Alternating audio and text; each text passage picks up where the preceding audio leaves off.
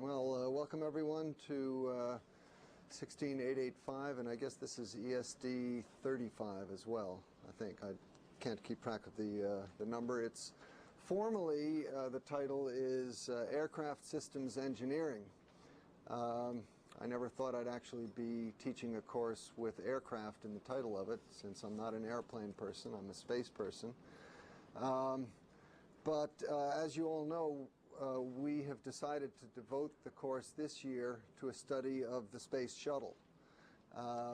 Very briefly, what the course has been historically, it was taught for quite a few years by Professors Merman and Hansman in the Aeroastro department. It's a course in systems engineering devoted to aircraft systems. And what they typically would do would be to have a series of lectures about principles of systems engineering and also about various systems, general systems in aviation.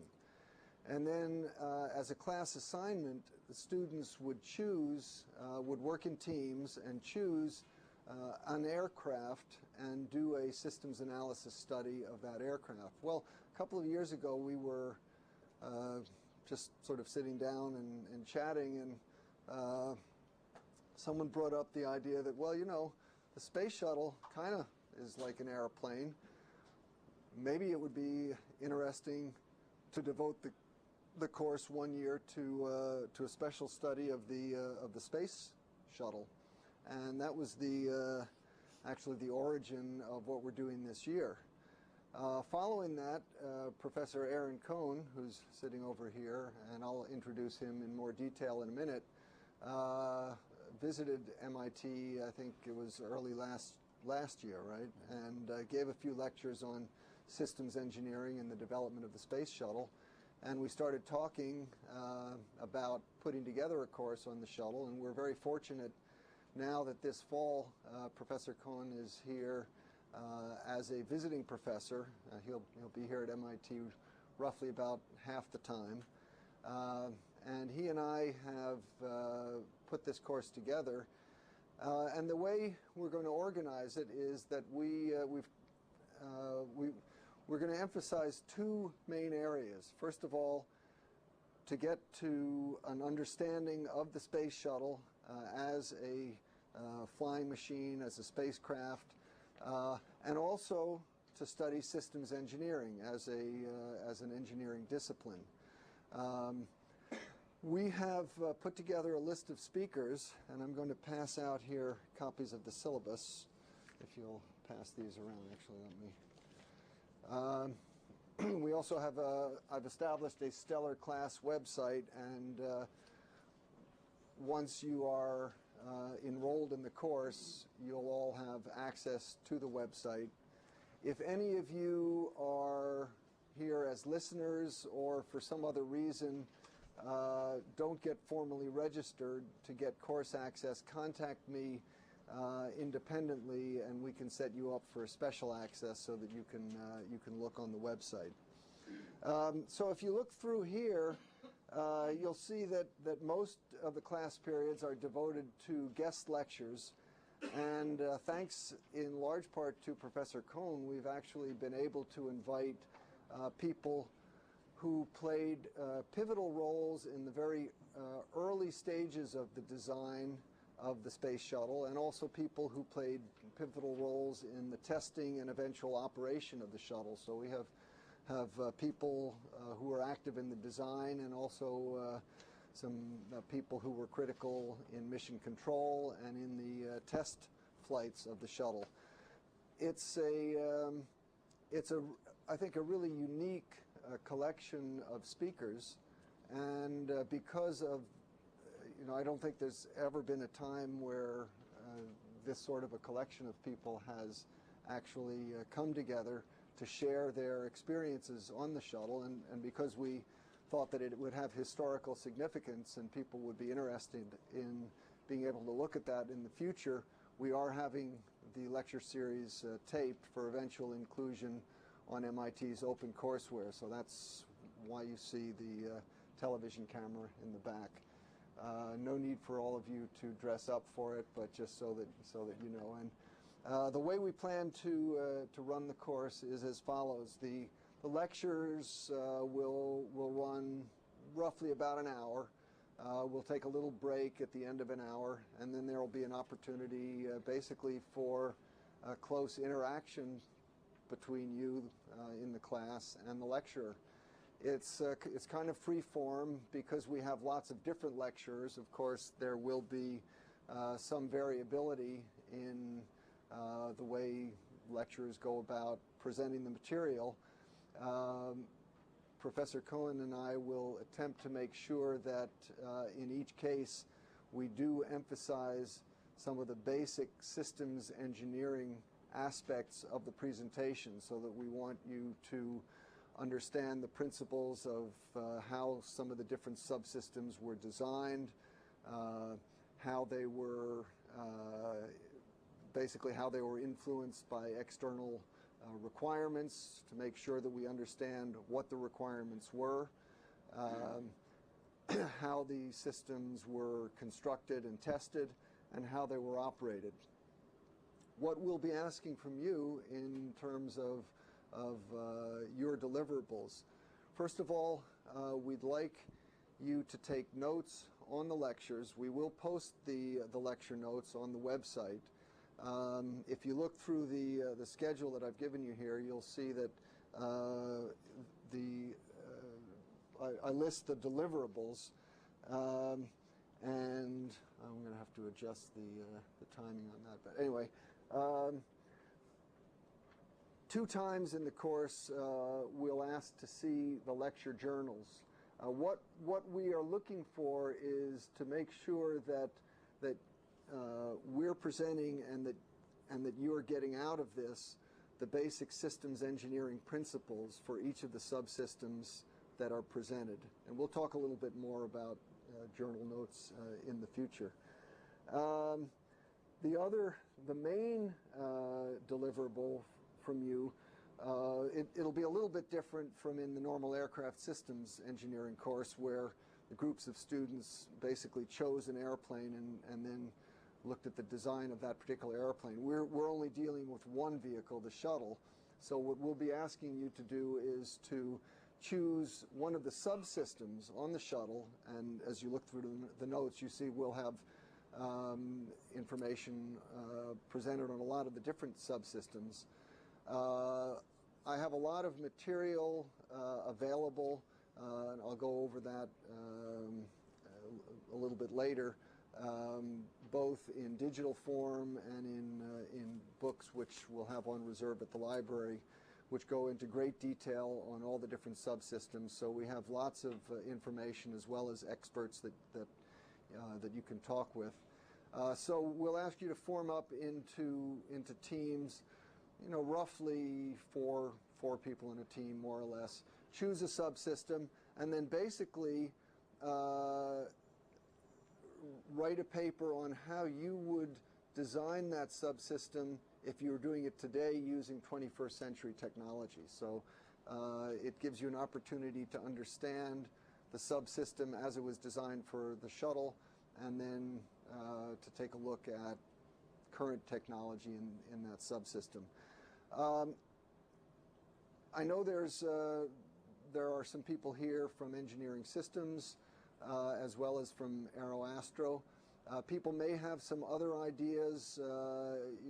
If you have some ideas about writing about systems from a systems engineering and integration point of view, or any other particular personal ideas of what you'd like to do as a project which is slightly different from specifically working with a subsystem, come see me. We'll talk about it.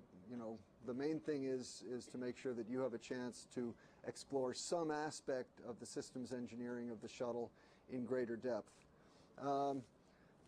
That's all I'm going to say right now.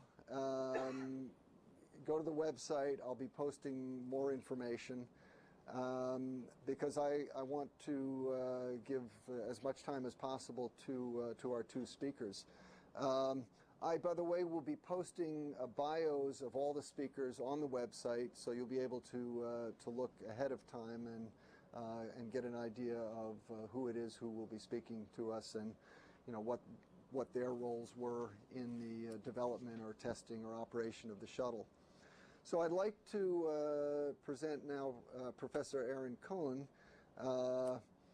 who was born in Texas and has had a very distinguished career at NASA. Just very briefly, he was the project manager, I guess, first in Apollo. What was your actual command and service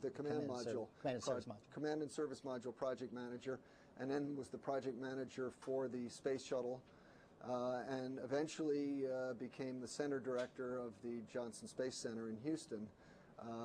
When he retired in the early 90s, he took a teaching position at Texas A&M in the mechanical engineering department, where he is now Professor Emeritus, and we are extremely fortunate to have him here co-teaching the course with me. So Aaron, I'll turn it over. Now, did you want to use...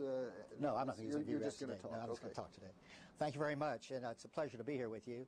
I have a few things I'd like to talk to you about very briefly, then I'll turn over to our guest speaker today. I would like to let you know what you can expect for the next several lectures. Excuse me. I'm going to provide you with the overall shuttle, how the shuttle works, the requirements of the shuttle, the design and the development of the subsystems to a certain extent, to give you an overall view of the shuttle so you'll have a background of information when you later start to hear the detailed briefers of the lectures of the subsystems in some degree. As you listen to these various technical lectures, you should be prepared to figure out what system you're really interested in and what system you'd like to go forward with in your future talks. And so you'll see that. So that's what I'll do in the next two lectures, Tuesday and Thursday. In trying to figure out how we start the course, I went back in my memory to figure out a man who was there at the very beginning in Washington. And this is man, Dale Myers, Mr. Dale Myers, who's going to talk today, is a true, what you might say, a true aerospace engineer. He had a very distinguished career in both industry and government in aircraft and space.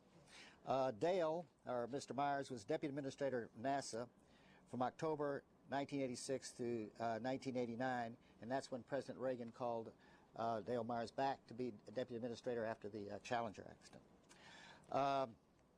Mr. Myers was Corporate Vice President of Rockwell International, President of the North American Aircraft Group, where he was responsible for the B-1, various military and commercial aircraft. In 1970, he had been associate with Rockwell International and Vice President and manager for the Apollo Command and Service Module. So he was Apollo and shuttle. The key thing that Mr. Myers is going to talk to you about today, he was the NASA Associate Administrator for Manned Spaceflight in 1970 when the Space Shuttle began. And Mr. Myers is going to talk to you about the beginning of the Space Shuttle and how the external environment helped create or generate requirements that really forced, you might say, the configuration of the shuttle. I think it's very important for you to understand that, because many times when you get out and start to work, go to work, the requirements become generated by external environments. So without further ado, let me turn the speaker over to Dale Myers to give you his lecture. Yeah, I'm going to do that, but He's all mic'd. We swap mics. Oh, he's fine. You give that back to Jeff. Okay.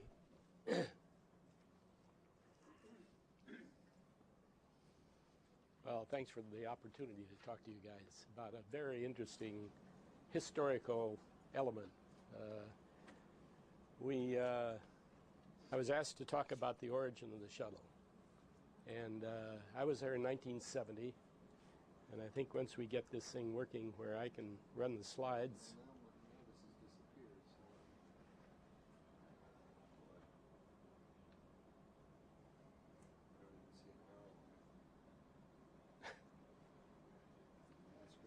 blank.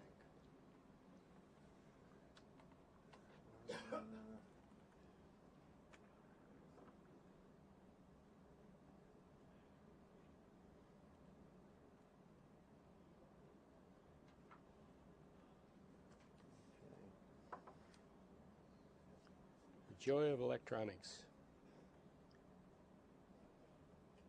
When I first went to work for North American Aviation, we used Marchant calculators, where you'd put in your numbers and pull a lever, and actually move it to the next position. And we did a lot of dynamic analysis, and it took weeks to do a total dynamic flight analysis of an aircraft with a Marchant calculator. Now we have the wonders of a computer.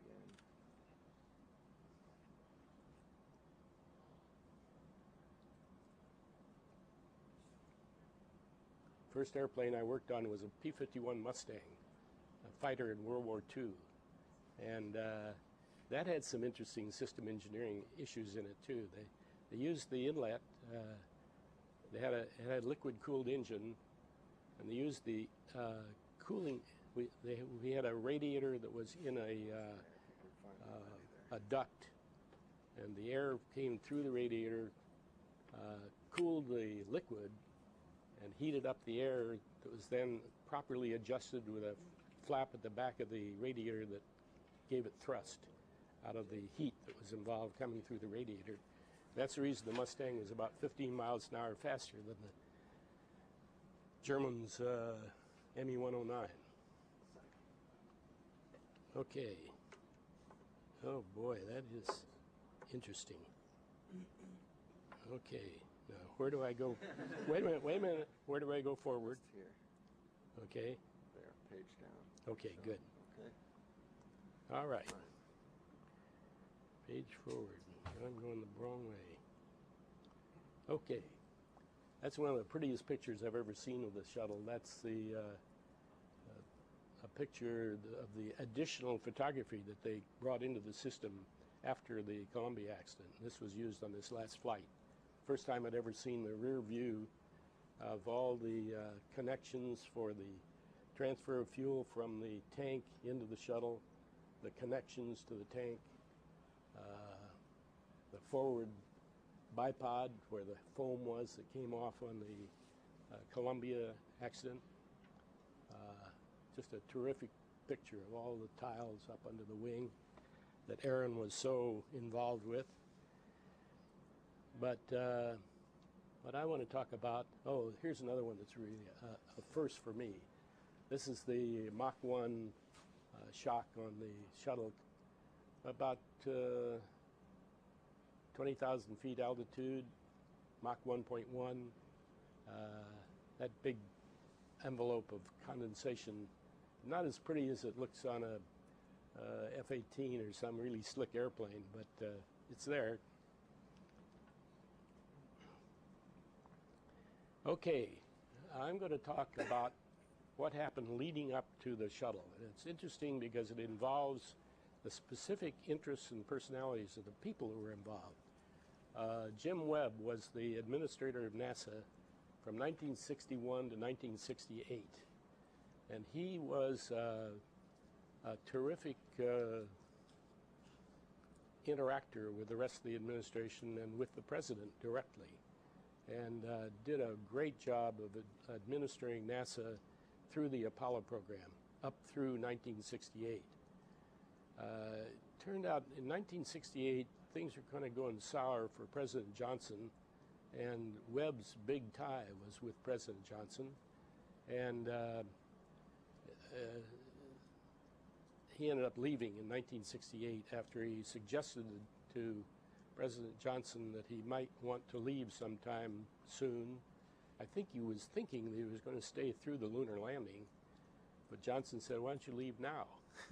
And don't really understand the interaction that was involved there. But Webb didn't want to make future plans. He really never paid much attention to the work that was being done inside the system on new ideas, new things beyond Apollo.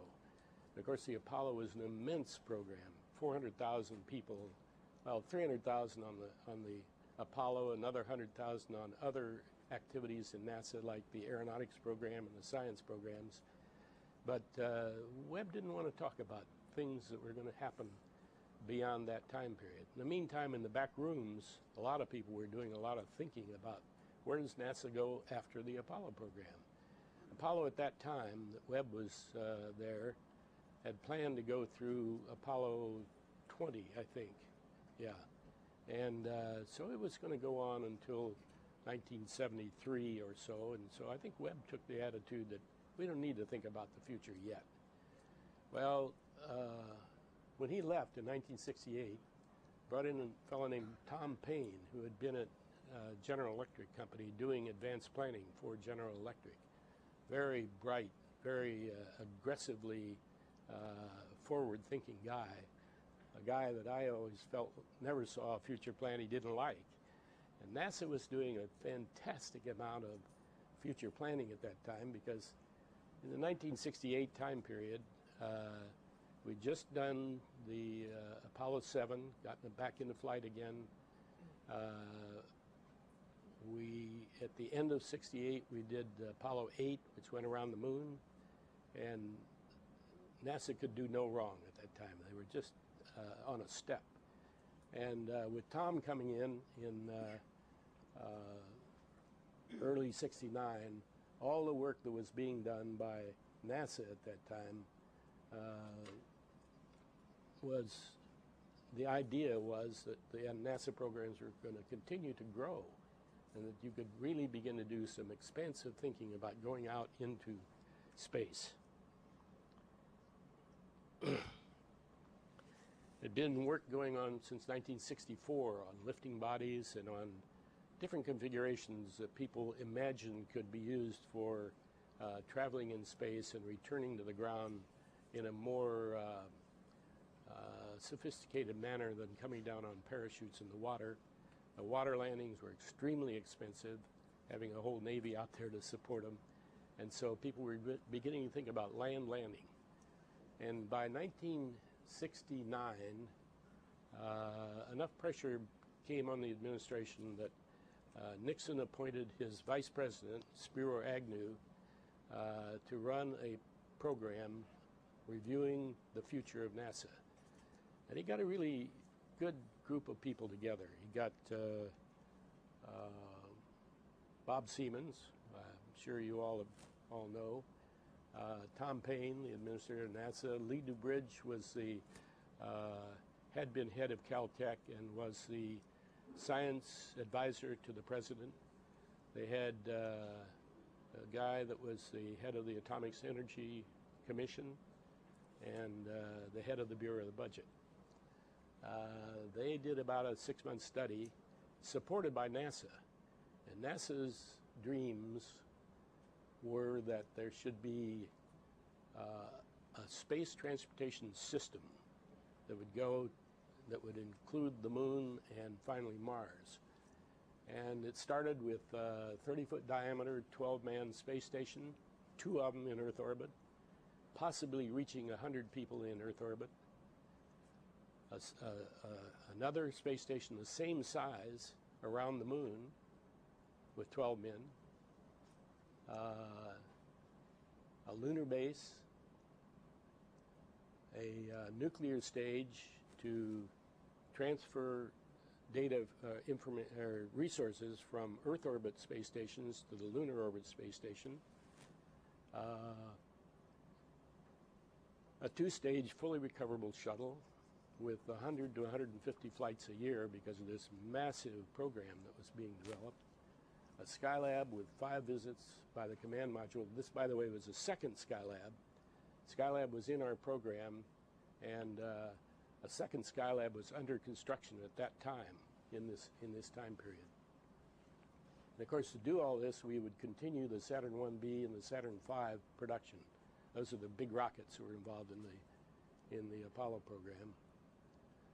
And Space Tug to go to higher than low Earth orbit, to geosynchronous, and as I mentioned, the nuclear stage, and the Mars program in 1983. Now, that was all presented to this group, and they ended up setting up 3 different programs. One was this massive all-inclusive program. The second one was a program where the space shuttle would be built, and the plans to go to Mars.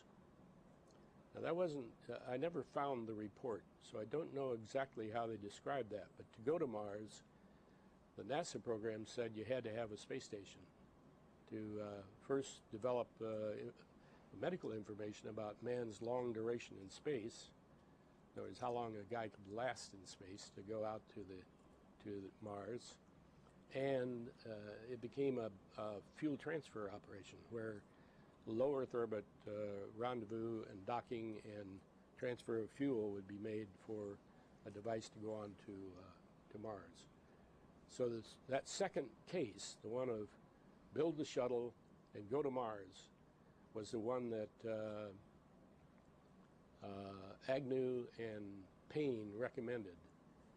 Payne, in his mind, said there's got to be a space station with that.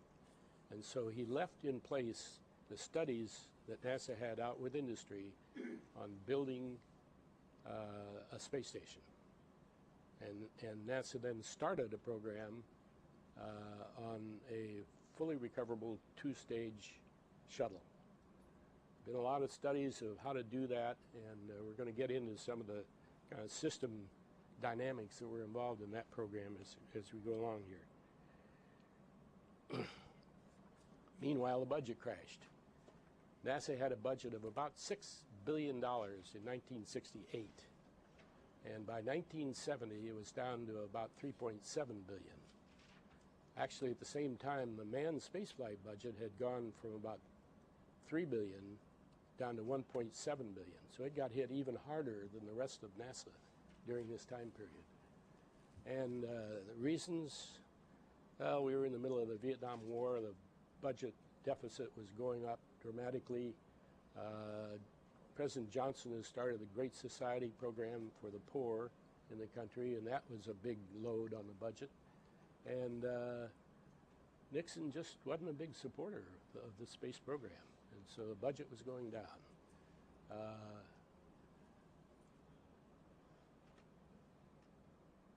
So the question was there going to be a human spaceflight program at all?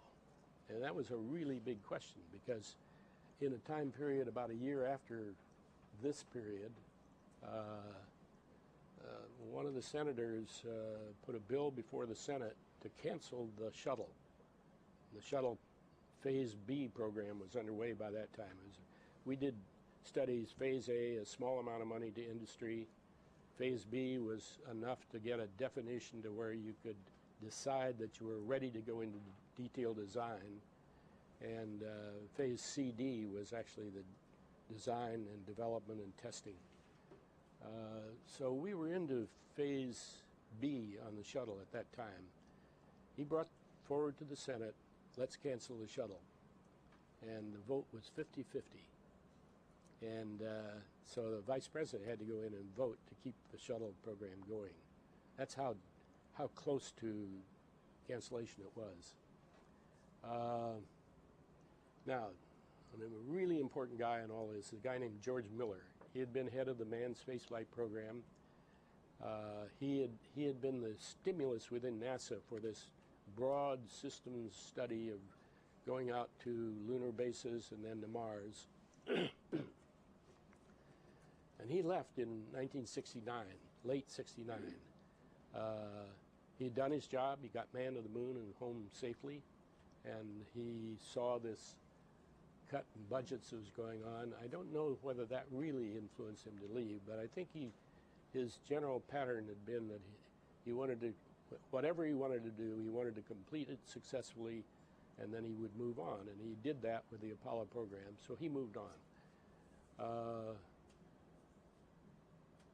George was a guy that really supported this tremendous set of future dreams for NASA.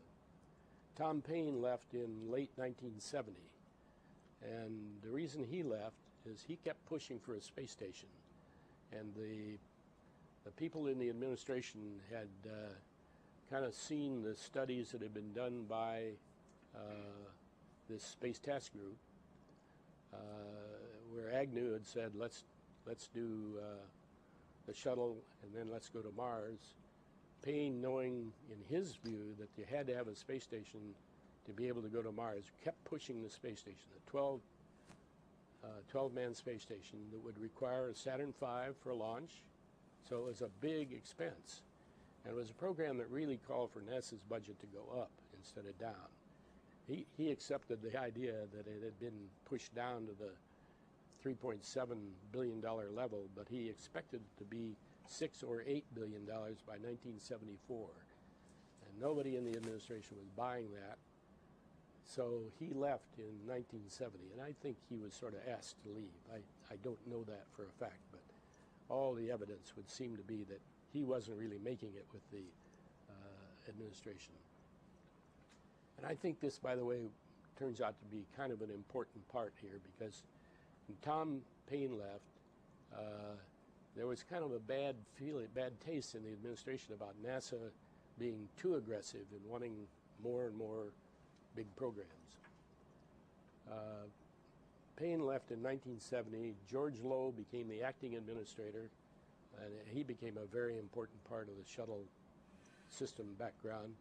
His background, by the way, started way early in NASA, and he had been the program manager for the Command and Service Module for a period of time before he went up to NASA headquarters. And I guess, Aaron, you became the program manager after George left. And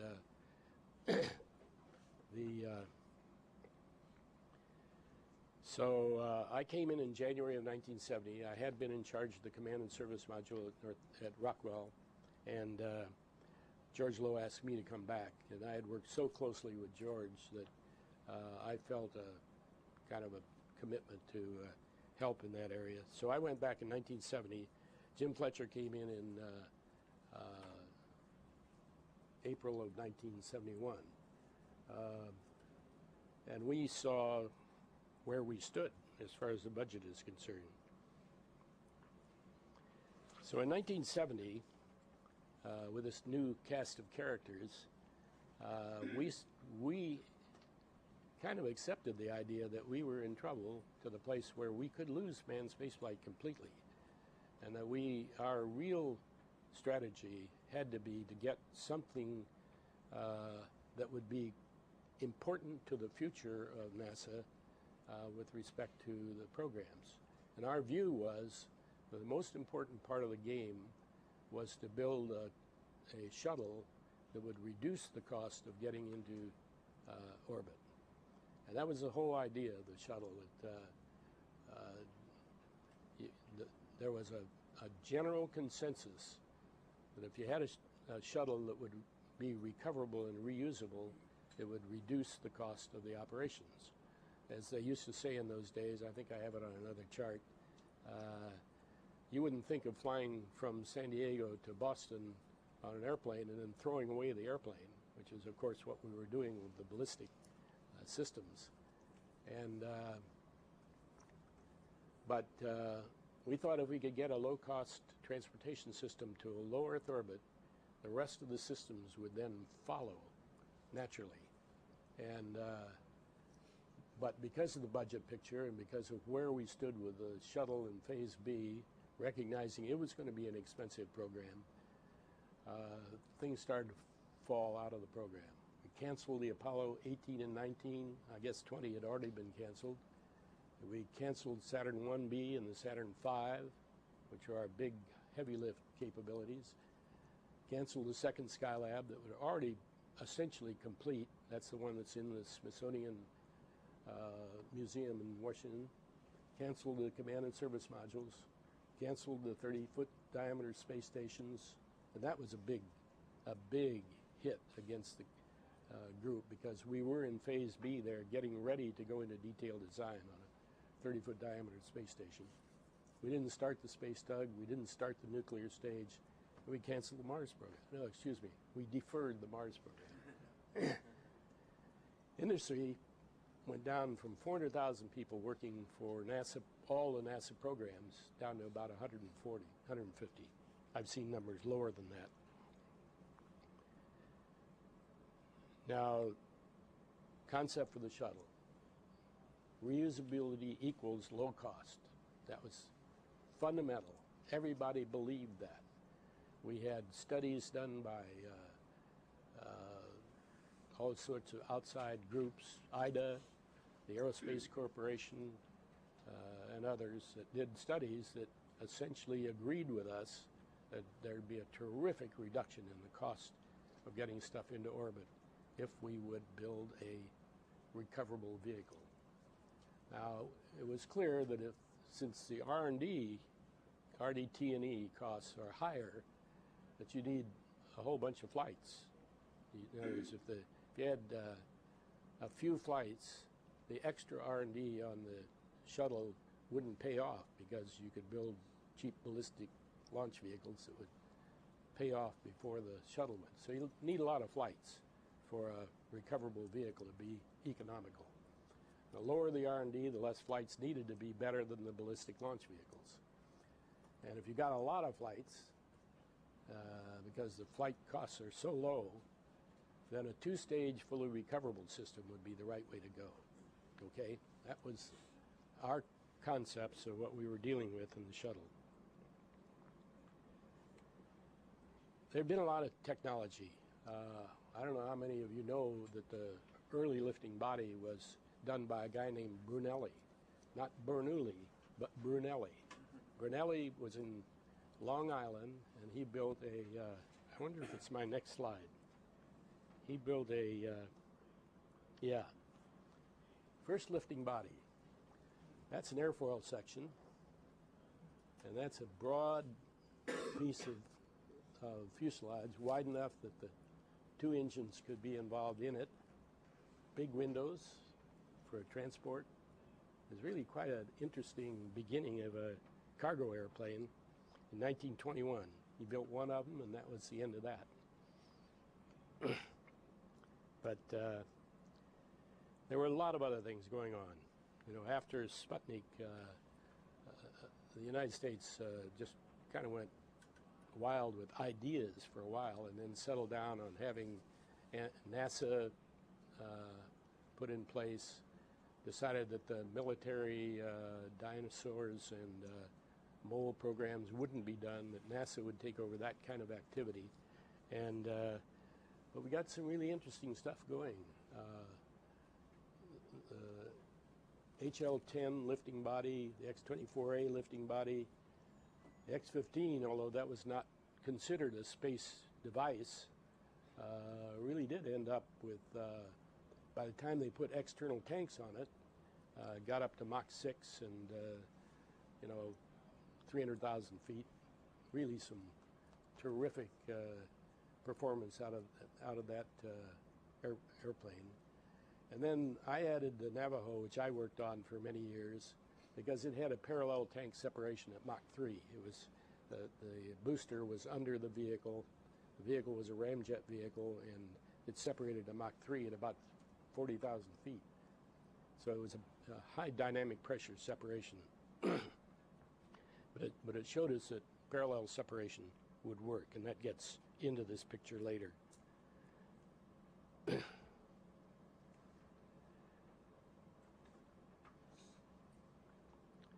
So next step was in that 69 to 71 time period, there's a guy named Max Faget, who is a really important, almost a genius in my mind in design, that did the original Mercury and Gemini capsules, physically designed the shape of the Apollo command module, and then came up with this first sort of practical view of a two-stage fully recoverable system. It had straight wings, like an X-15. In fact, if you looked at the plan form, it looked quite a lot like an X-15. And but it had two of them. It had pilots in each of the two stages, and had internal fuel. It had metal shingles, what I used to call unobtainium, but it was like molybdenum and Rene 41 and some really interesting materials which were really difficult to handle, stress corrosion problems, all kinds of things that were tough to handle. And that's why I talked about unobtainium or some ablative. And Max expected to have to use ablative on the leading edge of the wings. And it had varying payloads. The highest one I saw in any of the history was 20,000 pounds, but 14,000, 20,000, that kind of thing.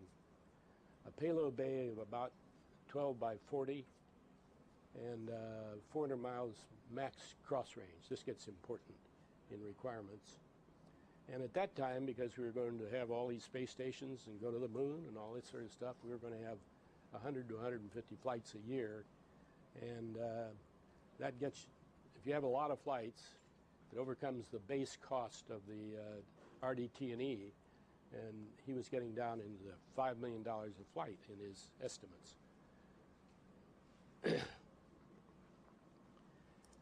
But meanwhile, because we had lost the space station, we had lost the lunar base, all this grand plan had disappeared, we needed more payloads. We needed to get up to the 40 to 50 payloads a year to be able to make the shuttle look economic at the levels of cost effectiveness that the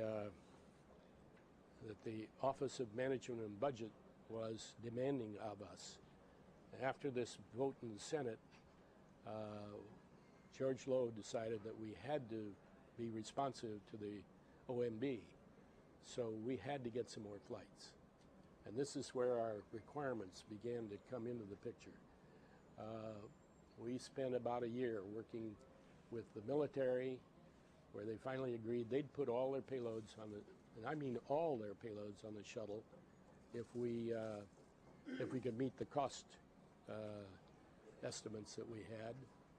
The commercial people were eager to get on the shuttle if our costs would be this low, because they were beginning to see launch costs equal to or more than the cost of the satellites they were putting up. And the science people bought into the idea of space servicing. This really got important because they agreed to design the Hubble Space Telescope so that it could be serviced in space. And that turned out to be, of course, the key to the shuttle, to the Hubble, because of the mistake that was made in the mirror. The resurfacing of the Hubble Space Telescope is what, by bringing another optics in front of this distorted mirror, brought the Hubble back to the fantastic performance that it has today. And so, yeah.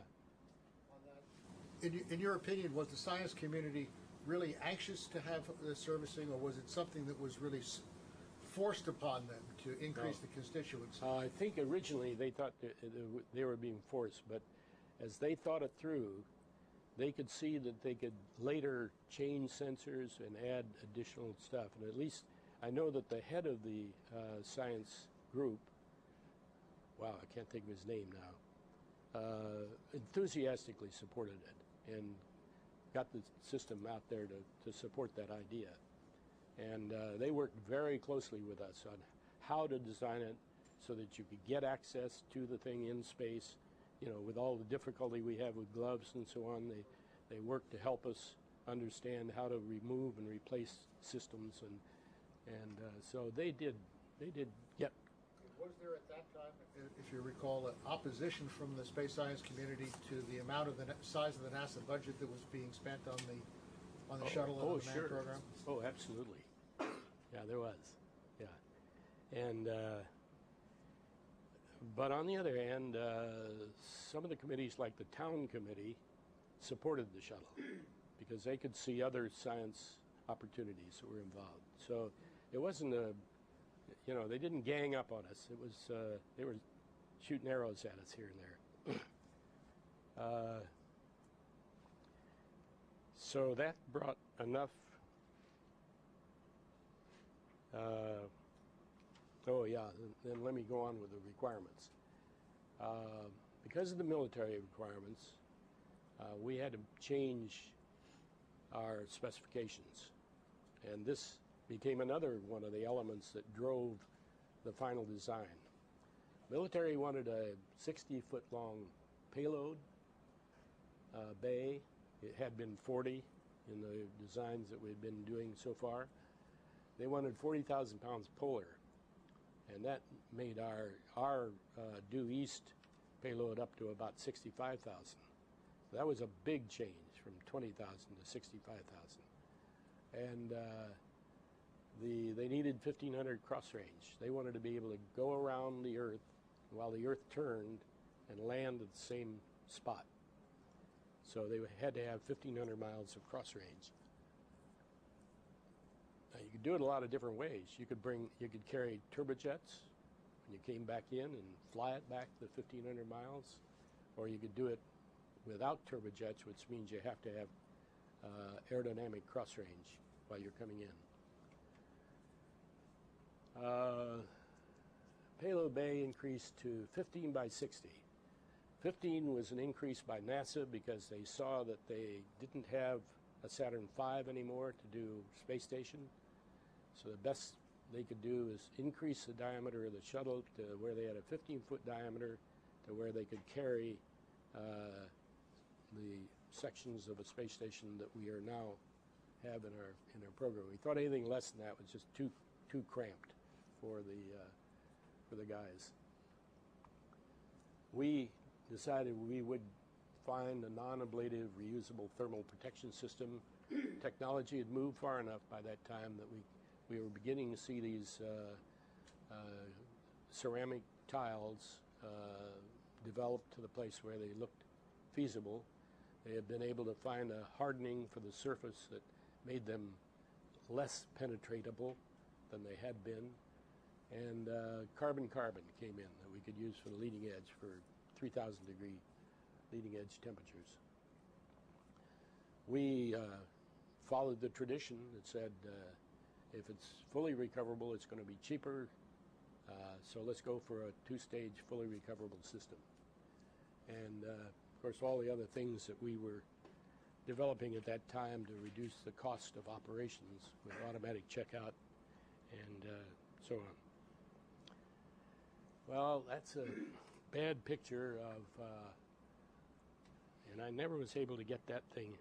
I'm not an expert at this stuff, so I wasn't able to get that slide down far enough to show where the Saturn V was, but Saturn V is only about 50% longer than that upper stage there.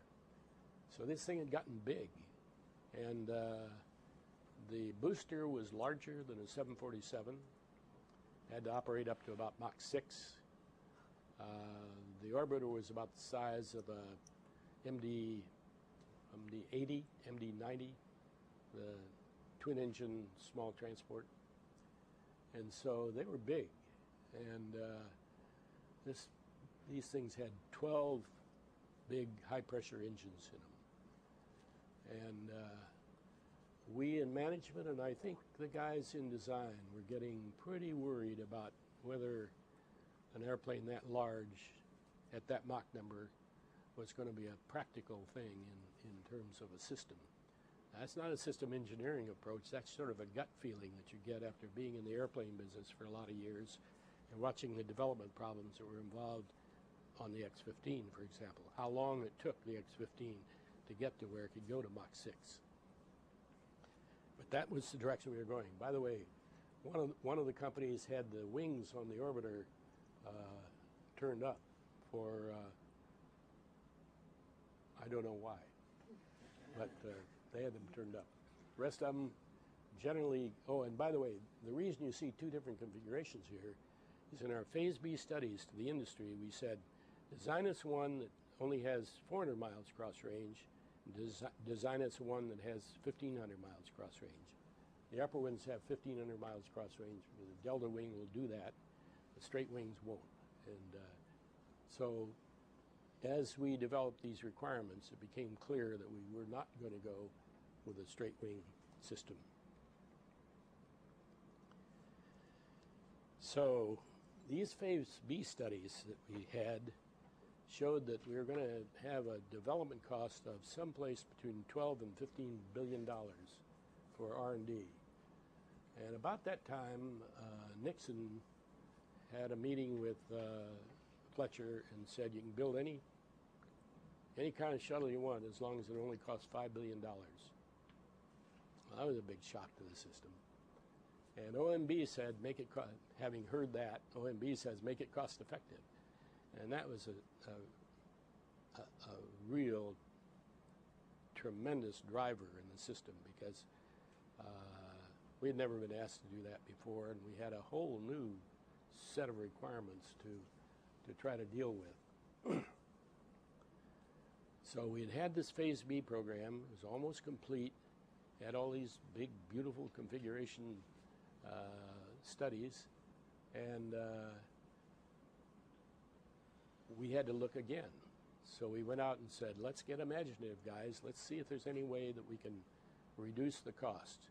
There'd been enough going on where one of the companies had been looking at the possibility of putting external tanks, like drop tanks, on the top of the wing on each side. There were two of them, one on each side of the orbiter. And it made the orbiter itself, of course, much smaller. Remember, we're carrying hydrogen and oxygen, and we were doing it inside the vehicles in those studies you saw in the Phase B. And so it grew the outside dimensions tremendously. And by going external with the fuels, it really shrank down the system to where the diameter of the payload compartment was essentially the diameter of the orbiter. And so people began to look at other ways to do it. We had guys coming in talking about single stage to orbit, and that was one that I rejected without study, because I knew that the mass fractions required for that were just out of the world of reality. There was a thing called a trimes, where the theory was that you have three vehicles, two of them and they were deltas. They fit together in a nice little teepee, and two of them would be used for boosters going up, and the third one would go on into orbit. And that was kind of a dumb idea, because it turns out boosters and orbiters have entirely different requirements, and so they might look the same on paper, but they would not be the same when you build them. Lockheed came in with an X-24B, which had tanks mounted up forward of the delta wing. And the idea would be that they would peel off after fuel was fed to the main engines in the orbiter itself. And then we began to see these external orbiter tank studies. And when the tanks began to look good externally, then the question is, do you boost from under the tank, or do you boost with two boosters parallel to the tank itself? When the tanks went external, it finally ended up obvious that you'd want one tank instead of two. So the one tank went underneath the orbiter. Then the question is, do you boost through the tank, or do you boost in parallel to the tank with two attached boosters? And oops, I did that wrong. So we had all these different studies, and what was happening in the administration was they were kind of locked up with reducing manned spaceflight budget down to like $1.5 to $1.7 billion, and we needed to do this cost effectiveness study for OMB. We hired an outfit called Mathematica, which had a senior, well-known economist named Morgenstern and a bright young guy named Klaus Heiss, who did a study for us on the cost effectiveness of the shuttle. And to make a very long story short, the results were that the present configuration that we have for the shuttle today is the one that looked the best. The present configuration being an orbiter with a tank under it with the hydrogen and oxygen in that tank, fed separately into the orbiter and to the main engines, which were so expensive that we wanted to recover them, and boosters being solid rockets attached to the tank so that the total vehicle was a little shorter. Important point. At that time, the solids were recoverable. Their wall thickness was enough that you could use the solid rockets, drop them off by parachute into the ocean, pick them up, bring them back, clean them out, and use them again. And that was going to be a cost saving in the program. And by doing all this, we had liftoff thrust augmentation of the engines in the orbiter. These engines, by the way, were 12,000 pounds per square inch internal pressure engines, staged combustion, the most advanced technology you could imagine. And they were started a year before the shuttle was started to give them more time to develop. They almost became the long pole in the tent. But I think maybe when it finally boiled down, the thermal protection was the longest pole. He was down there trying to fix them. I think he was almost down there gluing them on. But down at the Cape, when we were getting ready to launch, we were still having trouble getting a thermal protection system working right. Well, the result of all this, and there's a lot of other things that happened at the time. In 1971, I don't remember when, the supersonic transport was canceled. And that was a big technology blow to this country. In other words, there was a major program that would have absorbed a lot of the high-tech engineers that were involved in the Apollo program. And I think some of the administration thought the supersonic transport is a better place to have our technology capability than would be a shuttle. But the supersonic transport was canceled by Boeing, and I think that probably helped the atmosphere that was involved. But the other thing that happened is the Congress and the administration finally got the idea that we really weren't going to build a space station immediately, that we were just interested in getting the shuttle started. And so we didn't have this massive budget increase that Tom Paine kept wanting. And Fletcher kept working on trying to get budgets spread so that it wouldn't be a major peak in budgets close in. And he did that by starting the main engine early, starting the tanks late, starting the solids late, and putting the obvious emphasis on the orbiter itself. So that spread the budget out and helped a lot in giving the administration the feeling that we weren't going to kill them with budget requirements. So Nixon started the program January of 1972. George Low and Jim Fletcher went over and had about a 40-minute talk with the president, Nixon, and he announced the same day that we were going to start building the shuttle. It was going to be a reusable orbit with the engines in the orbiter, reusable solid cases, an expendable fuel tank, 40 to 50 flights a year, $10 to $15 million a flight. Our internal calculations were more like 10 million, but we wanted to have some pad in it. And $5.2 billion plus a 20% reserve for the administrator for what we call unkunks, unknown unknowns, things you get into trouble during a development program where you need some more money to do some more testing. And Nixon agreed to that. The Bureau of the Budget was in the meeting with him. And as soon as Nixon left office, Office of Management Budget forgot the 20%. So then it was now $5.2 billion in 1970 dollars. To make it worse, the NASA comptroller, pressed, I'm sure, by OMB, didn't agree that we would use 1970 as the base. He took the $5.2 billion in 1972. We lost 2 years of inflation. Well, it may not sound like a lot to you, but boy, it sounded a lot to the guys working on the program, because it was clear that we were going to have a tough time meeting that budget. Here I am explaining to the press. I think that was about 2 days after Nixon's announcement. Here's a case. One of the studies was to use the first stage of the Saturn V, the S1C. This one apparently, yeah, I think this is the winged version, because all the engines are at their back, center gravity all the way back here someplace.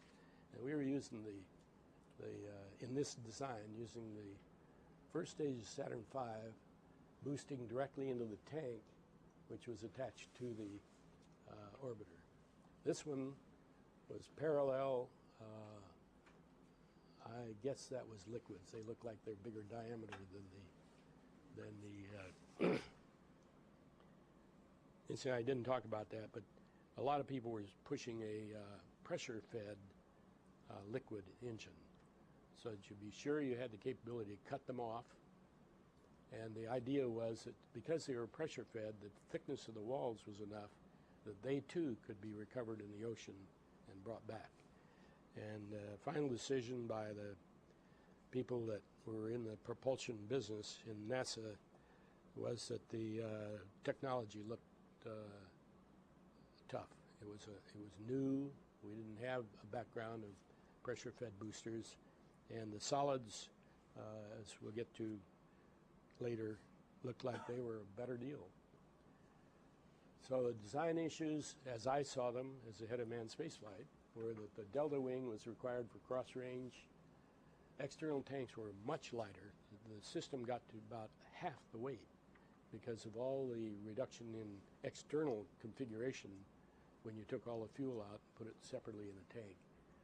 And thermal insulation, we bought off on the ceramic tiles, carbon, and fiber blankets, same as we have today. Solid or liquid boosters, the solids looked more reliable at that time. There'd been a history of solids on many of the large military boosters, and they looked better. And at that time, I thought that we were going to have a way to terminate the thrust of the solids. Engine location and type started on the ground for safer, better performance, and the stage combustion for the better performance. We had, under our studied, retractable turbojets. Once you got into the atmosphere, you popped these turbojets out and flew home. And we decided we couldn't handle it. Thank God we had all this lifting body experience where the guys had landed these very low L/D devices, and actually the orbiter had a little better L/D than some of the HL-10s and X-24s. So we dropped the turbojets out of the system. Series versus parallel boosters. Series was heavier and had less performance. A lot more bending loads in the system. When we go up, we go max Q, and with crosswinds, we get big loads on that wing. And so this turned out to be a heavier way to do it. And well, a little more on solids versus liquids. I always like to tell this story about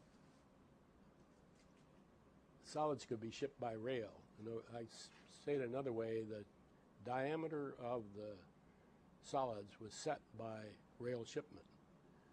And there's a story, which I'm sure some of you have heard, that the rails of the American rails are set first by the British. We brought the British rail system to the United States.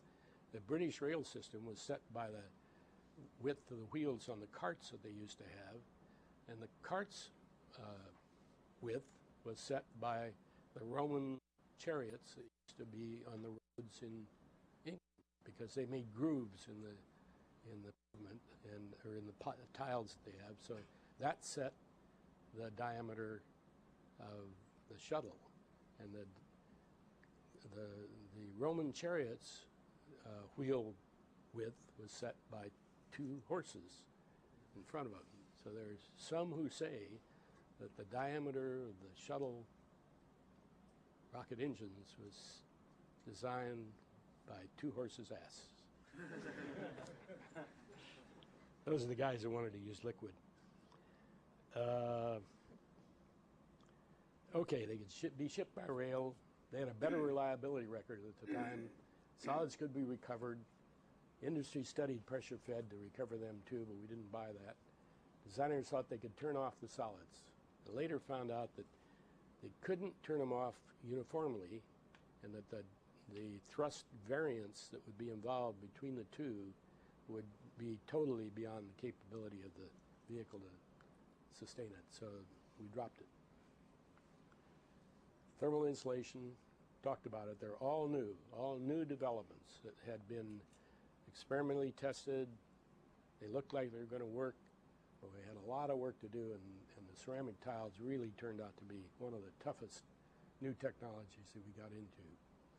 High pressure stage combustion engine, we knew that was a big new development, and so as I said, that was started early.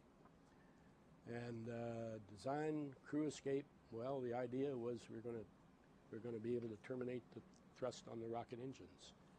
And we looked at these rockets to pull away the cabin. We looked at all that stuff, and none of them had a broad application. You know, you had the question of safety. If you took it off at the launch site, if you took the whole front end off the vehicle at the launch site, you had big questions of the reliability of the system. We went through a lot of studies to try to find a way to capture the crew in case of a problem, and never found a system that was that fit into the program.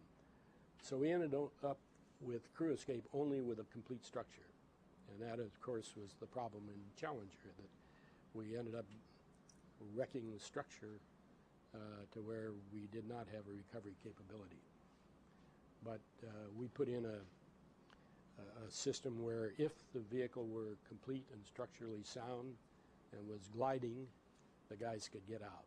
But that's the only escape system that we have. I wanted to touch operation costs a little bit.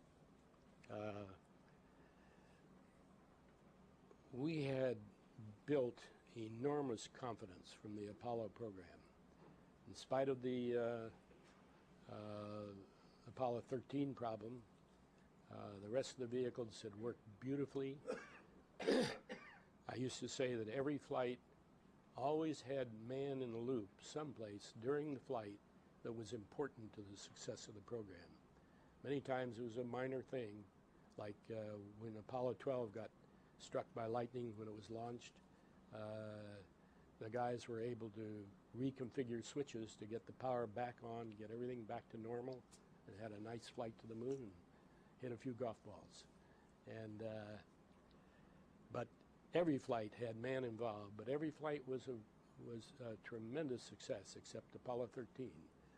And at the time we were dealing here in the 1970 time period, in 1970, well, April of 70 was when we launched Apollo 13. But anyway, we had tremendous confidence, and we thought we had tremendous support from the industry. And we thought we had tremendous support from the public. But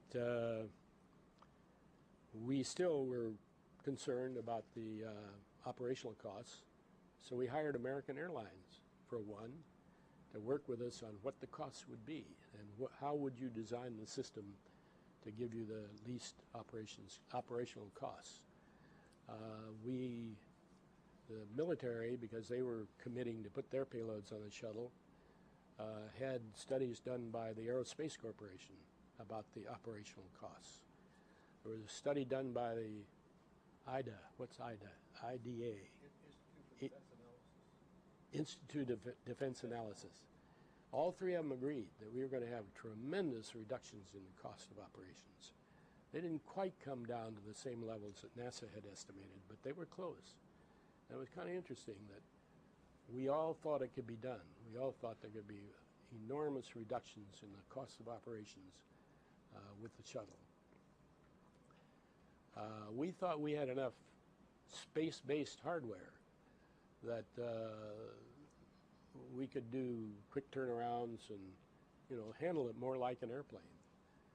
And but NASA didn't really properly account. NASA and these groups didn't really properly account for the costs associated with post-flight maintenance, the rocket engine. You know, when IDA and Aerospace did the studies, we told them the rocket engine was going to be reusable for at least 20 flights. Well, it turned out it wasn't. And it was such an enormous new development that in the early flights of the shuttle, it took a lot of time and a lot of effort to replace engines and refurbish engines. Assuring safety of flight in a hostile environment, and space is hostile, and we're dealing here with what amounts to a short amount of R&D, development testing, when you get into these flights. Difficult cutting-edge technologies, the engine and the thermal program, the tiles worked, but they often got chips out of the tiles, so you had to replace tiles between flights. And this is fail operation, fail operation, fail safe. The airplanes have fail operation, fail safe. They took the attitude that if you had 3 computers, that was plenty. And if one went bad during your checkout, you launched anyway. You don't know that, but that's what's happening to you on airplanes today, commercial airplanes. We went one more. We went fail operation, fail operation, fail safe. We have 4 computers in the shuttle, and we can't fly without all 4 in perfect condition. So those things add costs when you do that. And then cost trade-offs between R&D and operations. People have argued with me many times that our decision to put the tank externally was a bad deal. It turns out that it was certainly a bad deal on Columbia. The foam on that tank came off and hit the carbon-carbon leading edge of the wing, broke a hole in it, and caused you know, thermal excesses in the reentry. So you could argue, yeah, we should have had a 2-stage fully recoverable system. But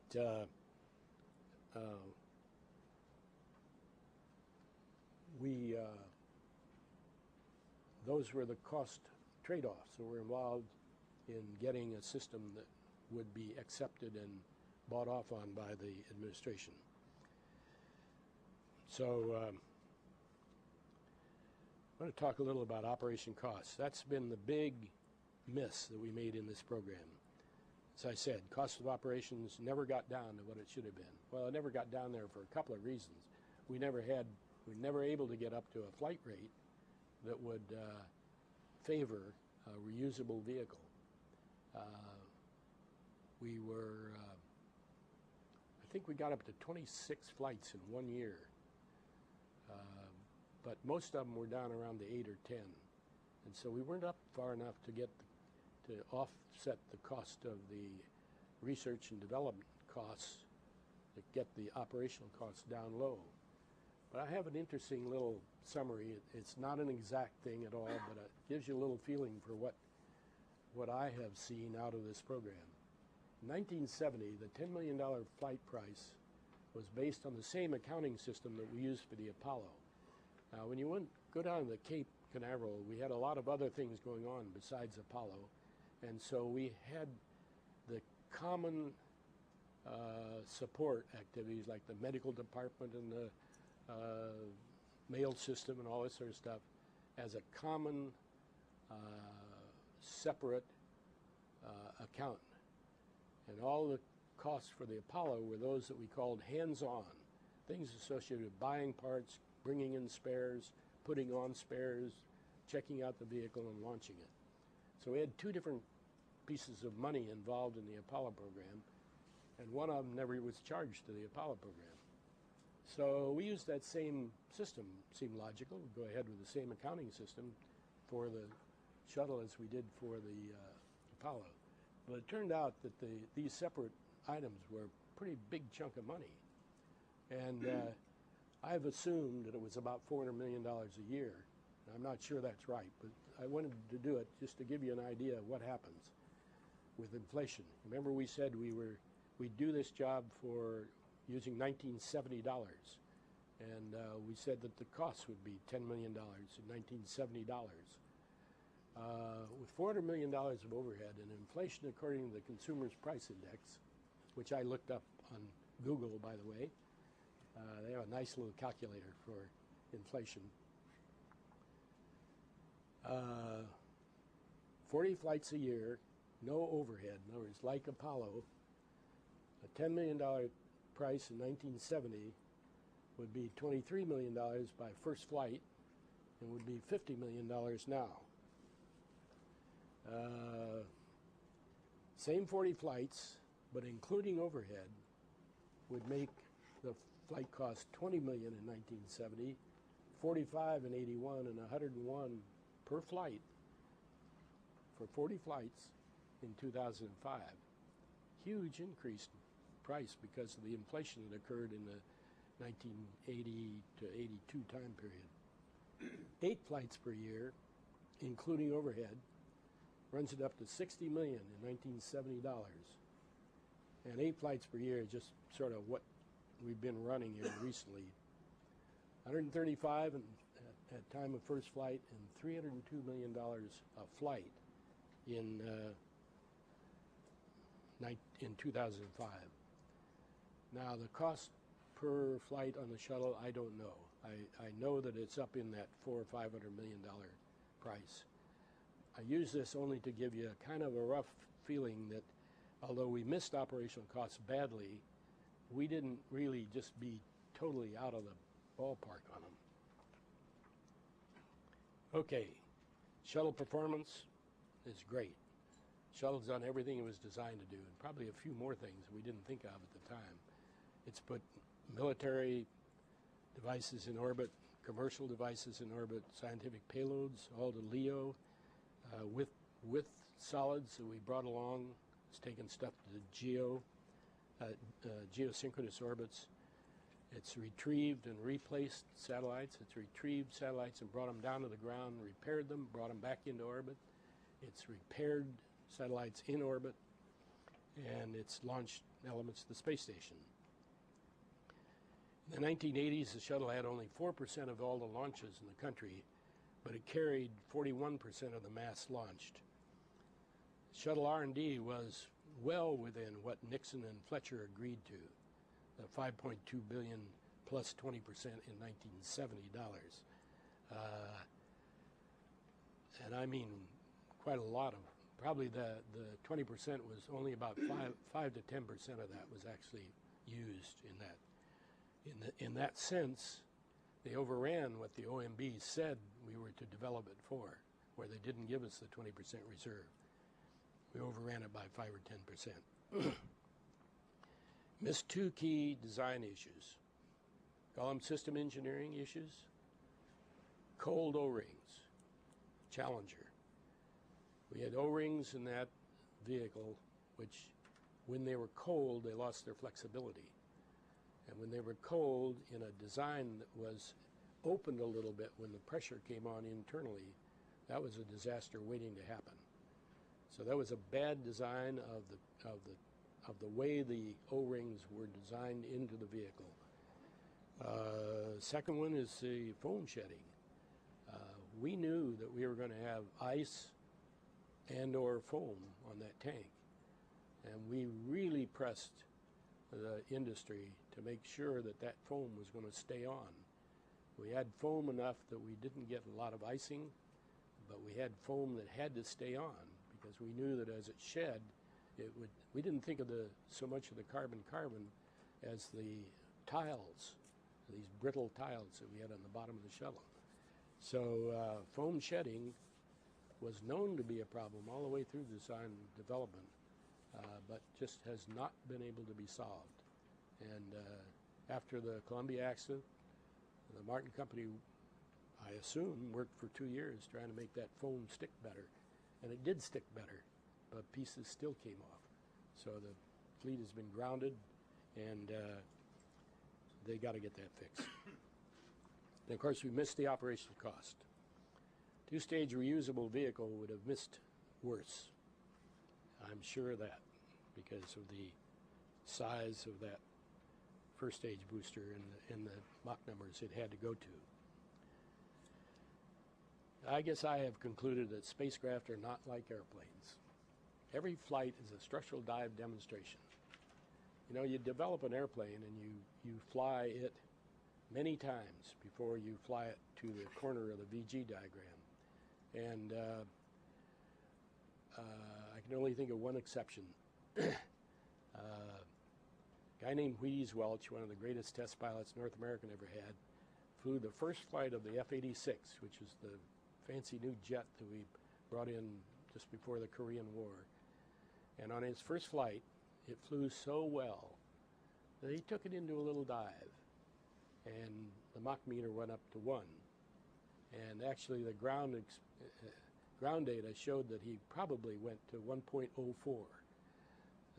Some say they heard a sonic boom. I'm not sure of that. But that was about a month before the X-1 went supersonic. So he did that. In those days, test pilots were kind of innovative, and they did things that they were told not to do, and he did it. But every flight's a structural dive demonstration. We go right up to max Q every time we fly. We go through wind shears that take it up to high Gs. We go to high Gs on the way up. We go to high Gs on the way down. We go max thermal every flight.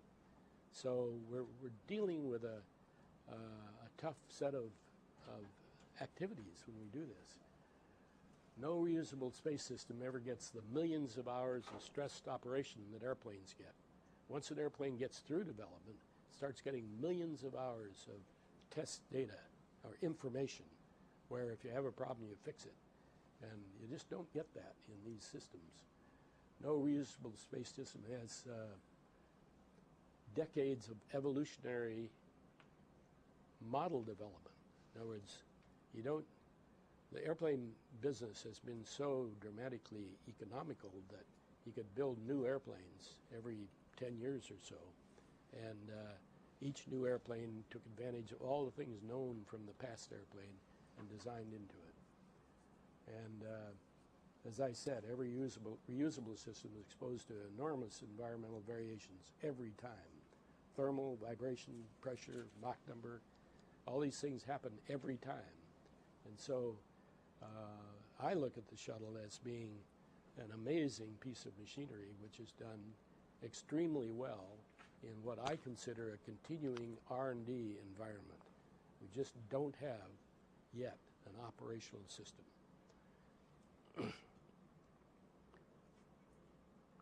So, my view of the next program, keep it simple.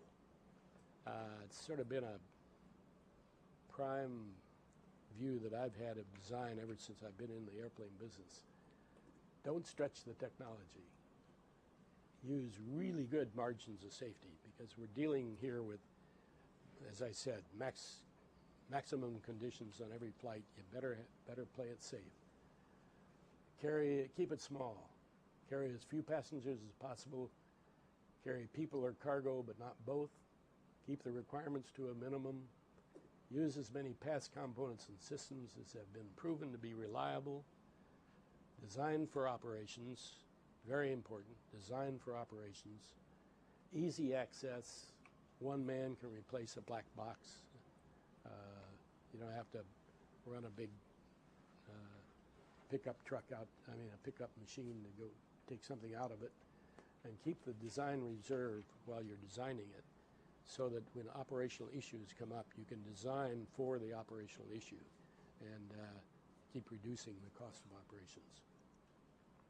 I don't know what all that means. I think it means that if we had it to do over again, it would have been great to be able to contain the requirements within NASA, probably build a much smaller system that you could get many more test flights at lower cost, and but we didn't have that opportunity, as you now know.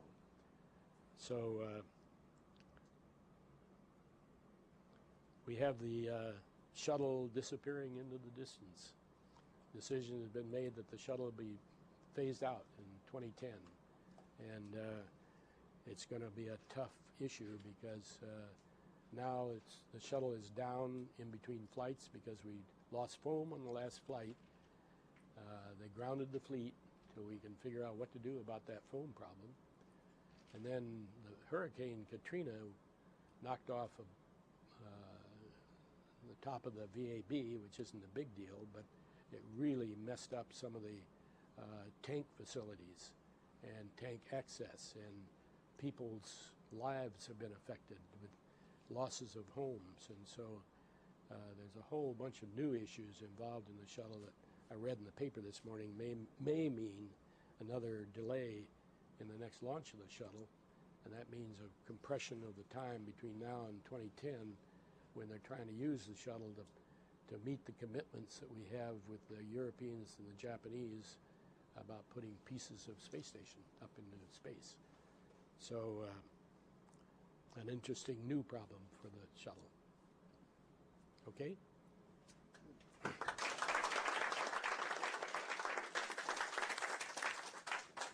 Let's take a 1-minute stretch break. Stand up if you like, turn around in a few circles, and then we'll have a half an hour for some questions, answers, and general comments. Okay.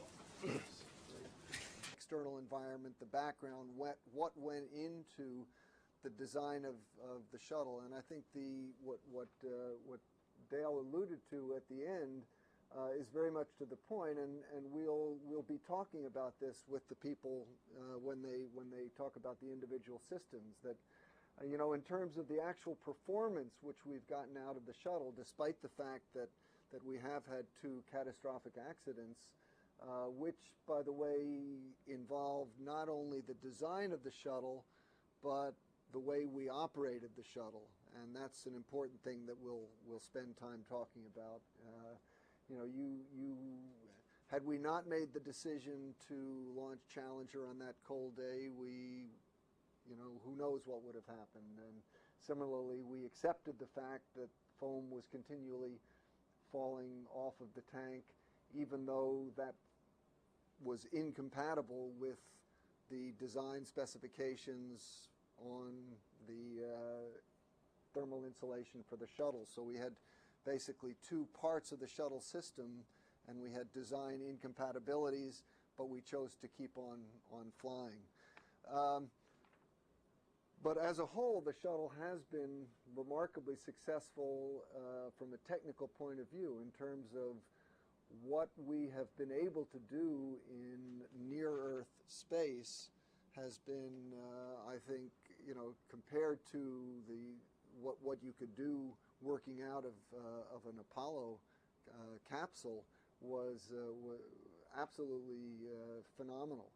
And in fact, it will, I think in terms of near-Earth operations, the shuttle will be sorely missed when we retire it.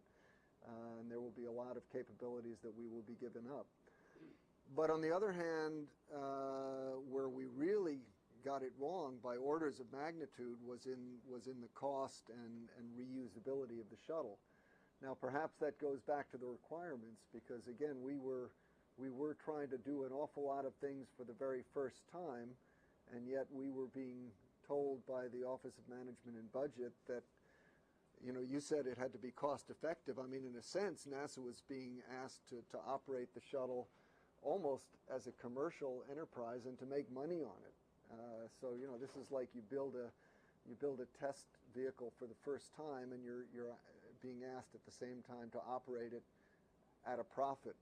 And as you know, one of the systems engineering principles is you have this triangle. That's not working very well. I'm sure you've all seen this. Oh boy. All right. Performance, cost, schedule. You've all seen the triangle, right? And you can't specify all 3. They are not all independent parameters. If you specify the performance, and then you're limiting the cost, you can't control the schedule. Anyway, all three of those we, in a sense, got specified when we accepted the requirements to build the shuttle. And something has to give, and in the end, it was the schedule and the cost. And we'll have more to say about this in the next couple of lectures. But now let's take advantage of the last 20 minutes, give you a chance to ask some questions about the content of the lecture, and Dale can try to answer them. I will say, by the way, in terms of the schedule of the class, when this was given as an aircraft systems course, the lectures there were 2 lectures of an hour and a half, and then there was a laboratory period scheduled on Wednesdays. And the idea, I think, was that by scheduling a lab, everybody would have one period of time at the same time, so that it would make it easier for you to work as teams on your project. Because we have so many people coming from out of town, I thought that it would be better to make sure that they have full time to interact with you. And so we didn't schedule a laboratory period for this course. Instead, we have 2 2-hour lectures, and I'm assuming that all of you will, once you form teams, will be able to work out some times when you can get together. The only other thing I'll mention, if you look ahead for Tuesday, September the 20th, that's the first deliverable regarding your term project. And all we want you to do there is just to think about what subsystem you might be interested in study, and write a little bit, a paragraph about what you think you might want to do with it. And what we'll do is we'll be taking a spiral approach to this project. So, you know, if you look ahead, you'll see there's various times when we ask for preliminary results, and then we'll work with you, give you guidance in how to deepen that, so that then you can go back, and the next time you hand something in, it will be at a deeper level until the end when you're finished with the project. Okay, let's move into the question and answer period. And there have been a lot of material presented, and this is your chance to ask the guy who was here when it all happened. Go ahead. Dale, why don't you take center stage now? Thanks so much for coming. I was kind of intrigued by your talking about the different phases of development. You called it phase A, phase B, and then C and D was more. And I was kind of wondering, like, when in those phases you kind of developed the high-level requirements, when you developed kind of low-level requirements, how much industry was involved in different levels, you know, what percent was industry engineers, what percent was NASA engineers in those studies. I was just wondering if you could expand on that. Yeah, good question. The theory is that you do phase A as conceptual activity.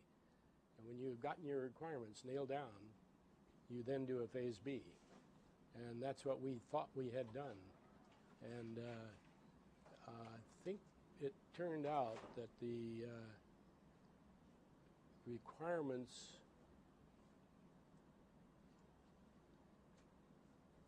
military requirements came in after phase B had been started. So we actually had to change the contracts with the industry to take into consideration those military requirements, and they were a big change to the requirements. So in that sense, we had some inefficiency in the phase B. And it was after we began to get the results of phase B that we realized that we didn't have a system that was going to sell, wasn't going to meet the requirements. So instead of canceling phase B, we finished the phase B because we needed that basic understanding of all of the systems and all of the elements that made up the system. So we finished phase B, but we started some additional phase A's, conceptual activities to try to find a solution. And I don't remember how we worked from the recognition of the new configuration back into the phase B guys. But we extended phase B. Oh, that's right. We had a phase B extension to bring that new configuration NASA's decision that we would go to an external tank, we modified the Phase B studies again with an extension that allowed the industry then to catch up with what was going on. And by the time we finished that Phase B extension, we had all the requirements in place. We had all of the design understood well enough to start Phase CD. I think it's pretty amazing that with a device that was going to do what we wanted to do with the shuttle, go into orbit and come back in and land, the configuration really stayed the same from that point on. It's just amazing that we did that well, I think, in definition, so that when we really started the C&D phase, which is the detailed design, things stayed in place. And that meant all the aerodynamic work that had been done, which is, by the way, the most aerodynamic work, most wind tunnel testing ever done on a new system, I think, logically, because we were working through the whole Mach number range. And all of the other elemental testing that had gone on all allowed us to keep the configuration identical from that point. Yeah. I know there's been a lot of talk that seems obvious now in hindsight that the capsule or the orbiter or what have you should be on the top of the launcher to clear it from orbital debris or debris from the fuel tank or what else. What I'm wondering is, at the time in the early stages, was there ever any talk about safety issues and putting the orbiter so low on the hull? Yeah, there was. There was a lot of talk with Martin about foam shedding at that time. And during the initial decision process for putting it on the side, we had done studies of stacking it in series, and it was a weight problem. It was literally an issue of the structural weight of the orbiter mounted vertically because of the terrific loads that you get separately on that system, and so we recognized that the side-mounted tank was going to be a much more economical system, so we had to worry about ice and foam. And so we had a lot of discussions with Martin Company at that time. I think we did a lot of work down at Marshall, too. I'd like to, that's a very good question. In fact, I'll try to develop some of that thought process as we go along. The key point to make is the following, is that should we have challenged the requirements, making the orbiter so big, with the payload bay so big, it was very difficult to put that on top. If you made it smaller, you could. The real question, I think, and I was going to ask Dale this question, which is a follow-up to yours, should NASA, once OMB and the White House gave a cost constraint, and once we had the change in the Air Force requirements, should NASA have said, no, we don't want to do it? Mm-hmm. And that is a very fundamental issue in terms of understanding your requirements, because the requirements drove the 14-day turnaround time, the fact that you wanted large payloads, you wanted to get to the payloads, put the orbiter where it was. The fact that you needed a high-performance engine said that you had a lot of payload in orbit, said that you needed a liquid oxygen, liquid hydrogen engine to get the highest specific impulse of the engine, the highest performance. So all that added together, the thermal protection system was basically a glass house, which was incompatible with material coming off the tank. So there was some you might say, some incompatibilities in requirements, and the question is, should we have challenged those requirements more strongly? That's really the fundamental question. I don't think we should have, but let me ask Dale, because it would say what you would have done with the orbiter. I did. I challenged the requirements inside NASA. I never challenged it with the military, but I challenged it inside NASA with George Lowe and with Jim Pletcher. And their conclusion was that we would not have a manned spaceflight program if we challenged the military requirements. And then the rest of it followed. But Yeah. your question is a very, very pertinent Yeah, question. sure is. It's a very key question in today's environment. Of course, you're infinitely smarter after it happens, but your point's very well taken. Yeah. Yes. Do we have better systems engineering tools now than we did in the 70s? And so, if you use today's tools to design shuttle, I think, then well, of course, would it be better? Would you have avoided cost overruns and so on? system engineering is better, yes. Cost estimation, I'm not so sure. I think, you know, we had the best guys in the country doing cost estimations on the shuttle, and but we missed it probably as much as anything else by just not having those people understand the complexities of operating in space. And I think a lot more is known generally now about the cost of operating in space.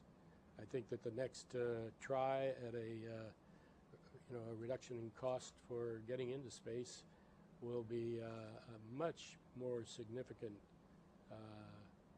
activity. I consider cost estimation a part of system engineering, and so it's a lot of it is a much better, some of it is not, I think. Well, just to follow up a little bit, when we designed the shuttle, the Arbiter, we didn't have CAD/CAM systems. If you look in the aft end of the Arbiter, it's sort of like the hardest thing you've ever seen because we didn't have a computer-aided design. If we had had that, we probably would have done a much easier job in the aft end of the Arbiter and in the mid-fuselage and in the cockpit. Yeah. But and that is systems engineering. So you have much more value. You today have much more valuable tools than we had during the Apollo program and during the shuttle program. But there still is a lot of education you need in systems engineering, and I think Dr. Hoffman explained the famous three-pronged the three triangle: cost, schedule, and performance, and that is a continued work in systems engineering. And I always think of system engineering as the guys, the people who work across the system with everybody in a real communication system, and it's that kind of communication that does good system engineering. Tools or not. Okay, anything else? Could you talk a little bit about the astronaut office and what they thought during these conversations? Were they in favor of the recoverable, fully piloted booster, and what were their input on the risk conversations? And Yeah, they were aware of it.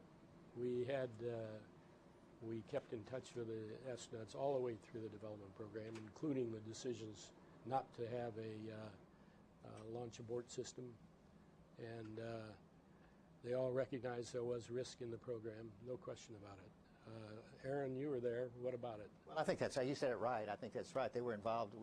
They were part of the design and development team and the requirements team, so they were very much in favor of it. Of course, the big issue, which we'll talk more about, is escape systems, and we'll go into that a little bit. Why don't we have an escape system? And I'm sure when Chris Kraft comes, you can ask him a lot of questions about that. I'm sure he'll have a lot to say about it, but a lot of us will talk about that. But I think the astronauts were very much in favor, were very much a part of the design, the development, the requirements in this phase of the program. So they were very much a part of it. They weren't too much in favor of an automatic landing system. I think that's right. that was my next question. Yeah. If I understand well your lecture, the main purpose of the Space Shuttle was at first to have a low-cost access to space in order to continue the space program which has been designed. When does it appear clearly that the Space Shuttle was not low-cost access to space? Was it already too late to change program or requirements? Yeah, I think the problem was that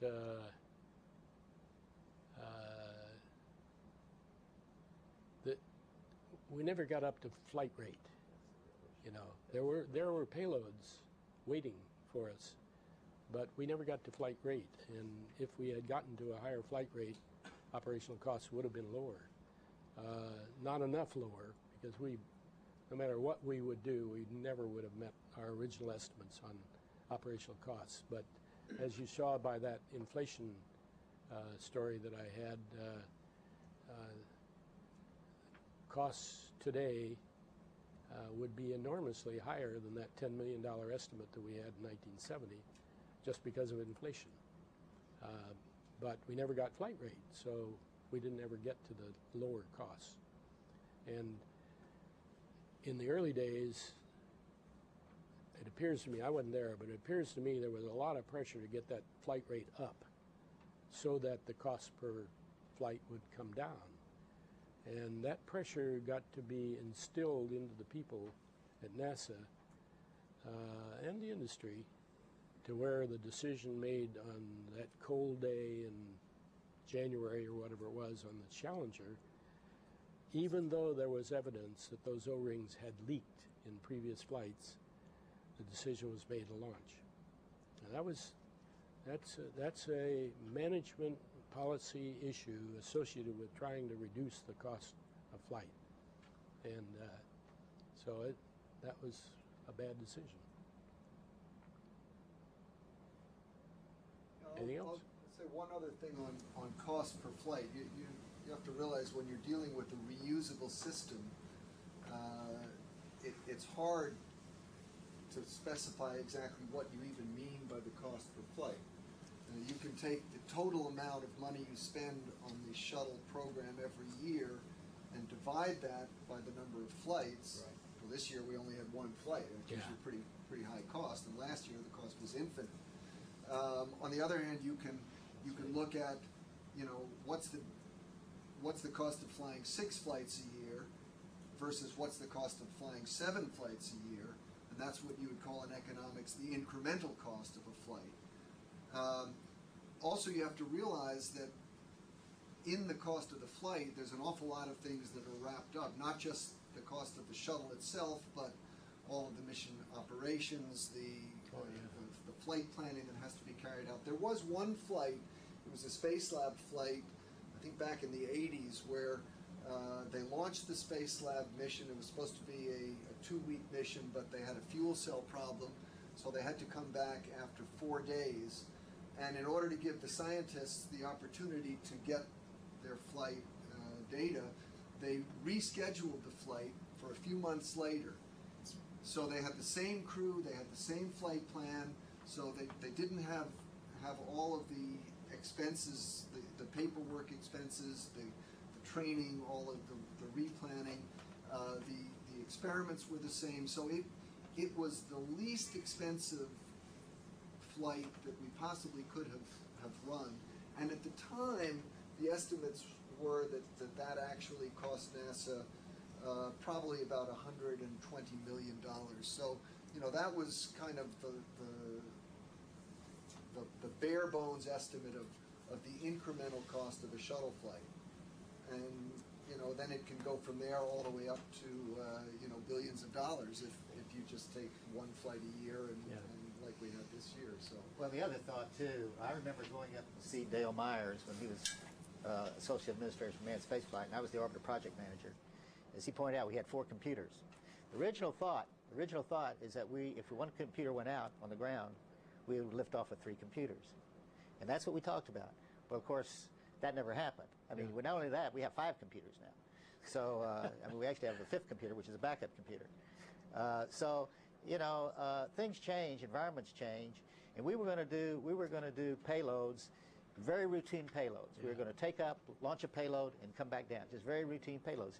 Almost every payload today is different, and it does take that large amount of infrastructure to get done. So one of the cost elements in our cost effectiveness study was a reduction in the cost of scientific payloads, because we were going to have a sort of a boilerplate bus, heavy, rugged bus that had power and communications, and the scientists would bring their experiments to this bus, put it on this standard vehicle, take it into orbit, launch it or keep it, depending on what the experiment was, and bring it back.